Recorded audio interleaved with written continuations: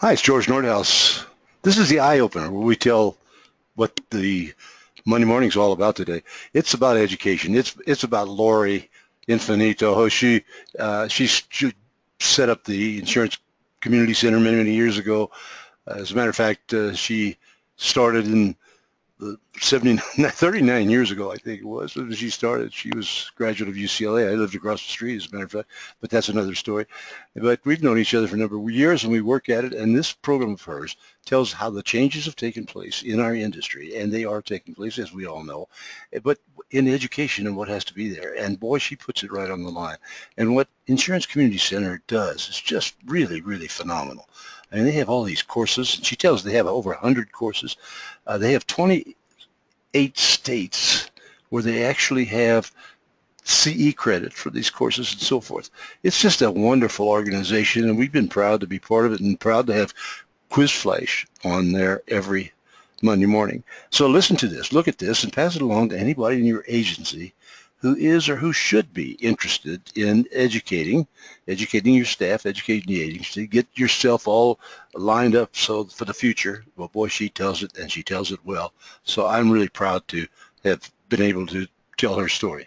Okay, and one last thing that I want to do before we leave here, and I haven't done this ever before, but I must mention to you something. This is Florence Henderson. As you've read everywhere, I'm sure, Florence died last week. And it is it's a killer. And I've never done this with anybody. I never said had any kind of a memorial or anything else. But she and I were pretty good friends for a long time, well, early on. And then she lived next door to my grandfather and grandmother in the country, Rockport, Indiana, as a matter of fact. And we met there, and we got to know each other a bit. And then we dated a few times, and that was fun. It was just great. I can remember that we had a convertible. I don't know how that happened. We sang in the convertible. Of course, she could sing. It wasn't that good. She was wonderful. At any rate, she got to go to Broadway after she graduated. I took her to her senior prom, as a matter of fact. I can vividly remember that.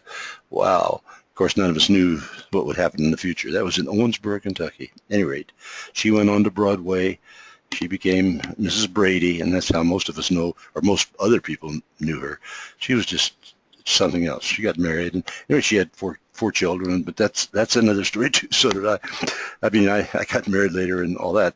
But we did meet one last time at Sardi's in New York. I don't know how many years ago that was, when she was still on Broadway before the Brady Bunch, and she was so sweet. I'll never forget that last time I saw her, and I followed her all the way through her career. She was a great actress. She was a great singer. She was what she really was, though, was a great person.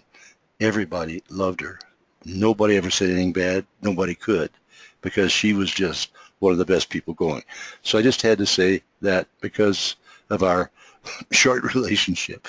But she's always been near and dear to my heart. So I'm sad, but she had a wonderful life, and what more could a person ask for? I was lucky to know her.